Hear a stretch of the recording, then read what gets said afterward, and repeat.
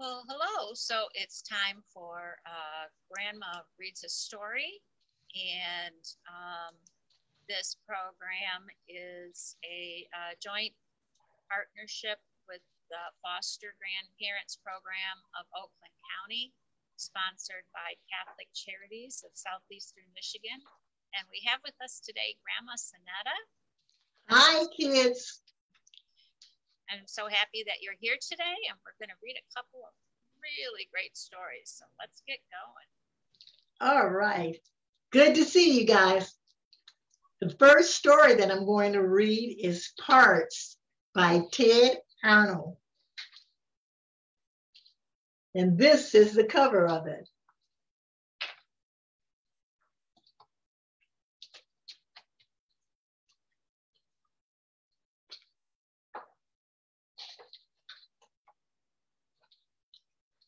I just don't know what's going on or why it has to be, but every day is something worse. What's happening to me?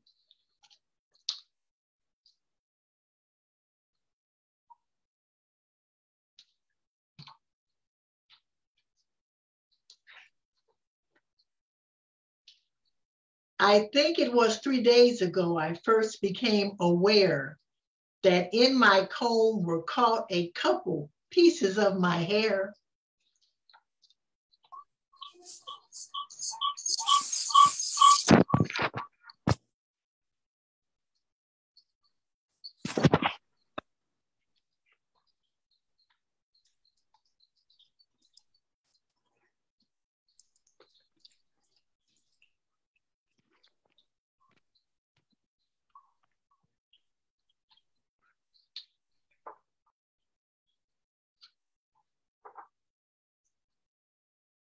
I stared at them, amazed and more than just a bit appalled to think that I was only 5 and starting to go bald. Then later on, I don't recall exactly when it was, I lifted up my shirt and found a little piece of fuzz. Oh.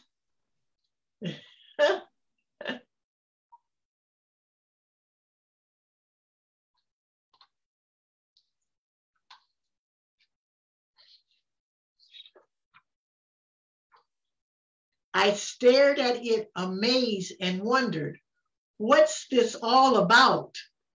But then I understood it was my stuffing coming out. Oh my goodness.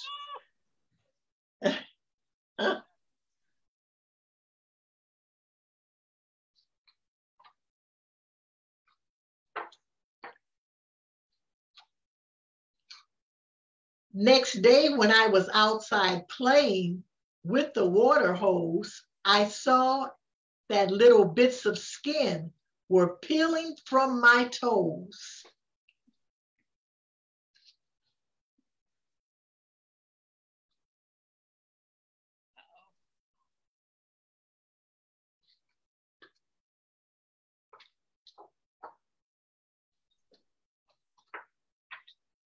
I stared at them amazed, and then I gave a little groan to think that pretty soon I might be peeled down to the bone. Then yesterday before my bath, as I took off my clothes, a chunk of something gray and wet fell right out of my nose. Oh. A skeleton there. Wow, that would be scary to think you're going to be a skeleton.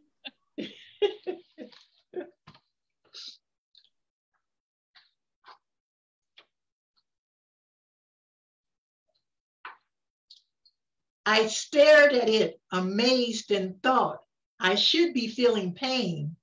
Well, wouldn't you if you just lost a little bit of brain? That would be scary to lose your brain. Yeah, it would. Oh, no.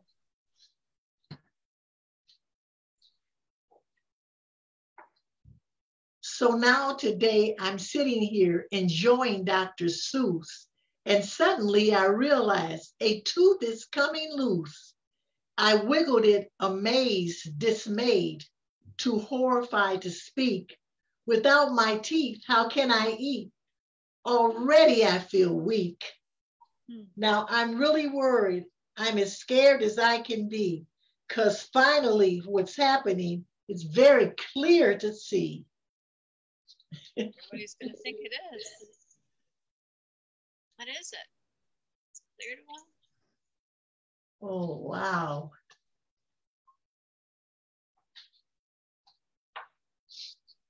The glue that holds our parts together isn't holding me. Oh, no. No, that would be scary. Ah.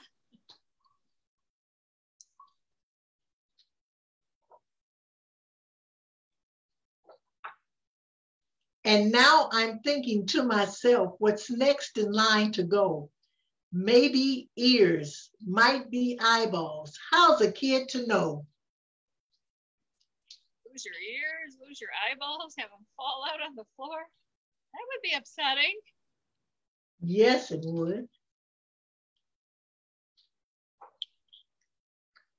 One day I might be playing ball and have my arm fall off. Or maybe I could lose my head if suddenly I coughed. Oh yeah, coughing your head off. Yeah, well, cough your head off. He was coughing his head off. Yeah, see how that they could think that might be true. Right. Quite soon I'll be in pieces in a pile without a shape. Thank goodness Dad keeps lots and lots and lots of masking tape. Oh, look at that tape. Taped itself together. Looks like sister help, maybe.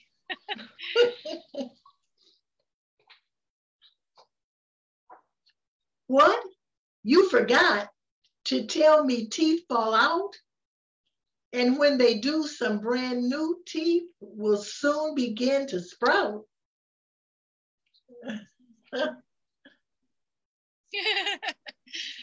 Gee, Dad, Mom, you can't forget to tell a kid those things. Yeah. Parenting for beginners.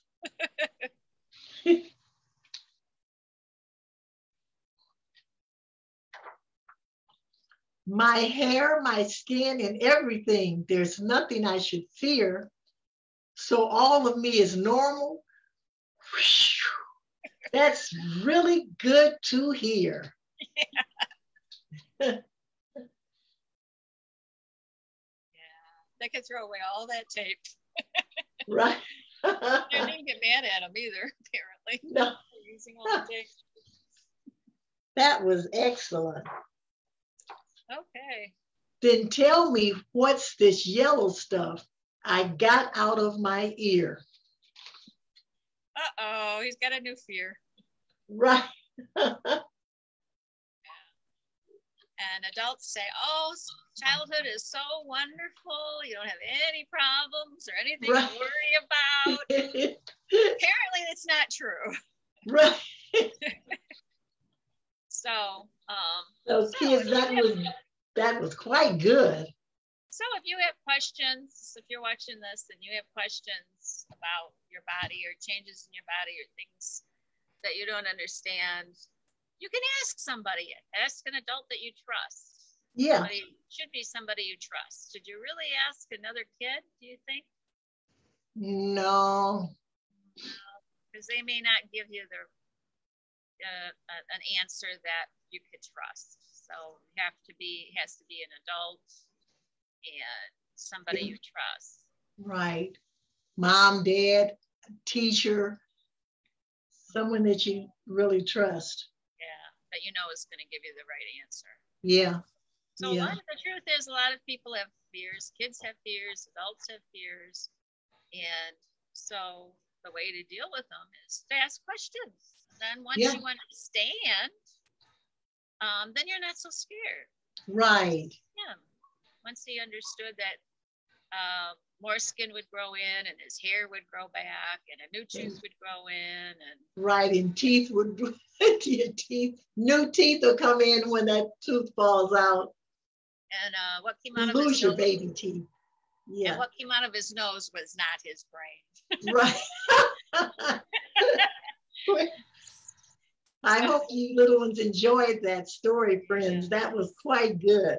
Yeah, it's good. And it's also Now, good just to remember that kids have things they're afraid of too as adults. Yeah. Think about, they don't understand it. Right. To be thinking about that. So what's the next story?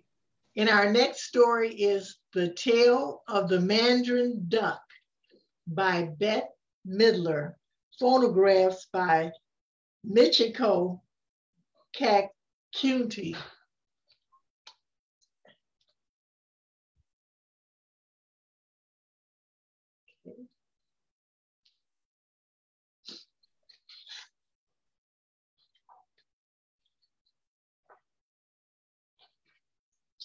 Once upon a time, not very long ago, this is a story of rare birds, both feathered and human. Once upon a time, not very long ago, there was a great city built on an island that was famous for its people. There were many kinds of people living there: artists and writers, salespeople, stockbrokers, people who worked with their hands, butchers, bakers, and perfume makers, people who drove cabs, trucks, and trains, people who fixed streets and cleaned streets. So many different kinds of people doing so many different things.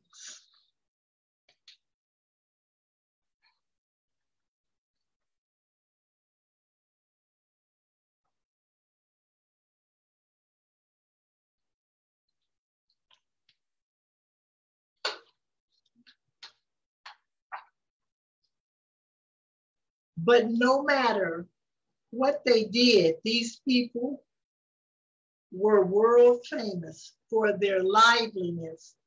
They talked to each other everywhere, in elevators, on subways, in restaurants.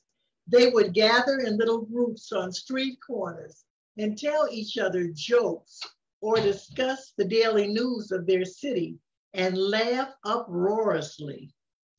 They yelled, sang, and generally had a good time. They looked each other in the eye and pretty much liked what they saw.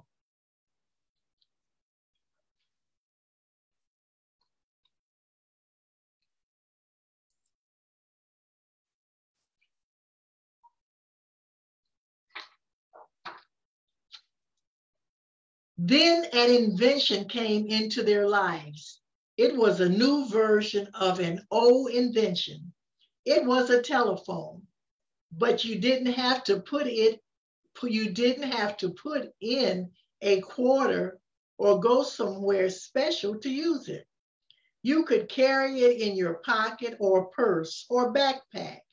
Or with this telephone, any questions you could think of could be answered. Any song could be heard. Any person on earth could be found. And most importantly, there was a camera and you could photograph anything and everything, especially yourself. Everybody really liked that. It wasn't long before everyone in the city had one. I bet you know some people who have a phone like this. You might even have one yourself.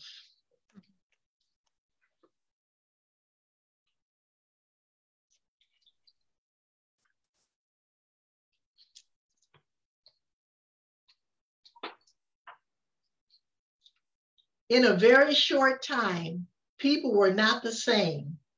All of them were bent over the small screen in their hand.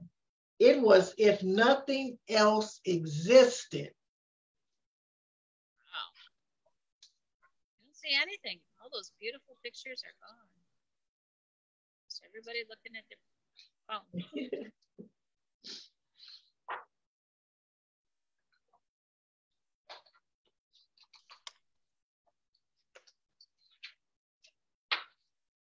Then one day something happened that changed many people in the city, maybe forever. These are feathers. Ooh. Different color feathers too. I wonder what. A new bird came to town. Beautiful. Oh my gosh. Look at that. Beautiful. Beautiful. I mean, gorgeous. No one had ever seen a bird like this. Many birds are very beautiful, but this bird was extraordinary. He was a Mandarin drake, a Mandarin duck. When bird lovers heard he was in the pond, they ran to see him. Oh my goodness.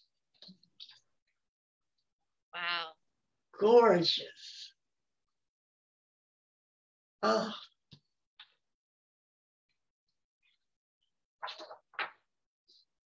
Word spread about the duck, and soon people began flocking to look at him. Wouldn't you? It was the most beautiful, it was the most exciting thing to happen to the city in a long time. How did this duck get here? Where did he come from? Who was this duck? The crowds were immense. Everyone had their phone up, taking pictures of the Mandarin duck. Oh, I can see why. gorgeous. I'd take a picture of that bird. Oh, me too.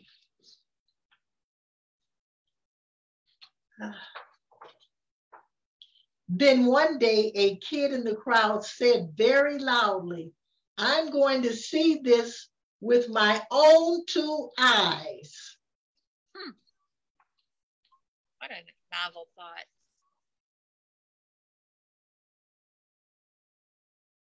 Everybody gasped, his own two eyes.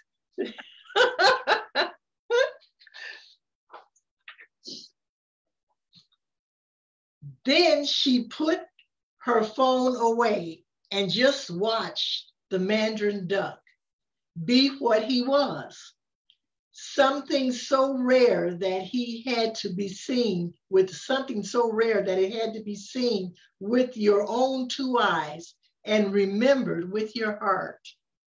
So the grown-ups put their phones down too and just watched. They watched long and hard. What an effect this bird had on people. They just loved him. He is beautiful. Oh.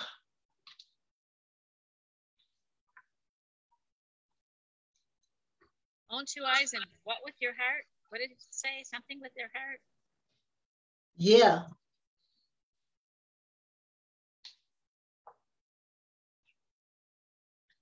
As the crowd left the park, they talked about what they had seen with their friends and with strangers too.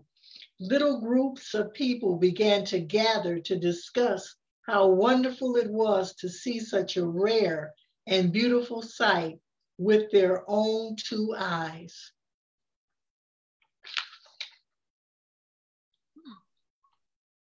Where do their phones go? What happened to their phones? Oh, wow. Soon after that, the people put their phones away. Their old habits returned. They talked, they laughed, and sometimes they even sang. They looked each other in the eye and pretty much liked what they saw. And all because of the Mandarin duck.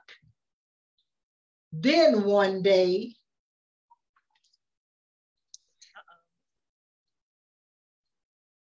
Yep, no phones. the Mandarin duck flew away. Oh, no.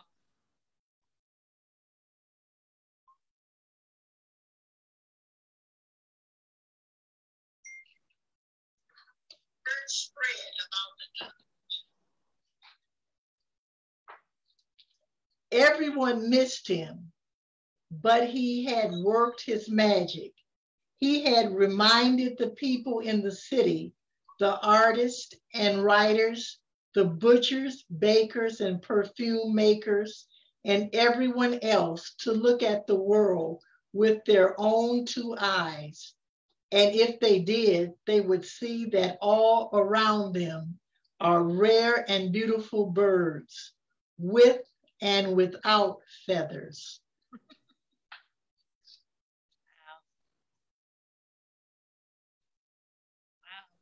Wow. Wonderful. So, what do you think the point of this story is, Grandma Sonata? Well, I think it's to get people to get off those phones and look at each other, see each other, really see each other through their own eyes, not through the camera lens. And to look at the world around them, the beautiful world around them. Look at the ducks, the birds, the little rabbits, the deers, with your own two eyes and form your own opinions. And to really look at people. Stop looking down in those cameras so much and stop taking pictures. Look, because you don't know what you're missing. What I liked was that one page you said watch with your own two eyes, and I can't remember what words she said, but something about listen with your hearts or feel with your hearts or something like that. And I think that's true. When you're taking pictures, it's like you're looking at what's in the picture, and you're trying to get the frame right, and it's like you're not actually in the moment. You're trying to capture the moment. Yeah. And, it's kind of and I think it feels different. I think it feels different when you put the phone down and you talk to somebody, or you put the phone down and you look at what's going around you. And I think it's a good point. I think it's a really good point. You can be so busy taking pictures that it's great for memories in the future, but you're not actually in the moment. Right. You're missing that moment. You're missing the moment. So, I found it interesting about that Mandarin duck too. I really would like to see one. Yeah. I wonder, are they at the zoo? And can you see them find them at our zoo? That would be a great question. Yeah. I have to check into that and find out where you could actually. Yeah, I want to look up and find out about that, the Mandarin duck, because they are gorgeous. I wonder, do they come? How often do they come? Do they? So much I want to know about them. Yeah. So I'm going to go to the library and find some books on the on the Mandarin duck. Yeah. And I like the last page. The last few words is they're going to talks about seeing rare birds with and without feathers. Yes. Now, it says, why is everyone looking down? What will it take to make them look up? A very special duck. Yeah. Oh, wonderful. So which story did you like the best? Well, I really like them both. But I kind of like this one about the Mandarin duck, but I like the one about the parts too. Friends, which one did you like the best? Yeah. Let us know. Yeah. Make a comment on Facebook and let us know what you think, which one you liked the most. Because I think to me, they're both like you have different children and you like them for different, you love them all. You love them, Yeah. but you appreciate their qualities. They have different qualities and you appreciate them both equally, but just in a different way, you know? Right, right. So both stories are wonderful. One's kind of fun and funny, and yet it's a good point what you need to do when you're afraid, you know. And then the other one is just time to put the phone down. Right. Time to talk to somebody and actually actually see things and people with your own two eyes and enjoy the moment instead of right. You know, I know people, and you probably know people that are, you know, you're talking to them and they're on their phone. And yeah. You know, yeah, they don't need. Right. I just had to answer this or something, you know, and they're just like, and you're like, they don't even look at you. They're so busy on the phone, but they're talking to you, but they're not looking at you because they're on that phone, boy. So I think it's good to be connected, but I think it's also it's nice to be with one person at a time rather than on your phone with several people at the same time. Right. Right. And I see people even when they're in the restaurant, they order, but they're still looking down on their phone. You know. It's kind of a loss, you know. Yeah. Yeah, it is. Yeah. It is. But I enjoyed that. I enjoyed both books, friends. Yeah. I enjoy coming here reading to our friends. Yeah, it's fun. It is fun, and I hope our friends enjoy it.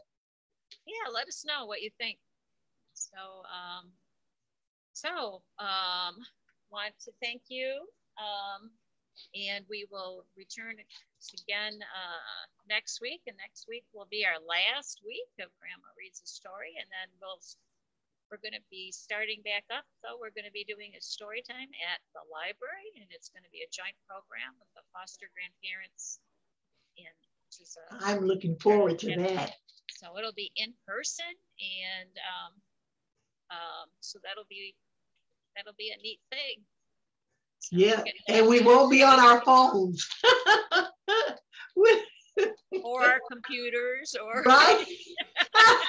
We'll actually be able to see face to face. So so we're looking forward to a brand new summer and some fun times. So thank you so much, Grandma Sonetta. Oh, thank you for having me. I enjoy coming and reading to my friends. And hope to see you soon in person. Yeah. Starting in the June, there'll be lunch off the truck. It's after school closes. After school's finished in June, and we'll start at the Pontiac Public Library. Oh, I'm looking so forward to it. Then I'll get a chance to meet my friends. Yeah. Okay, so goodbye. Bye. See you soon. Yep.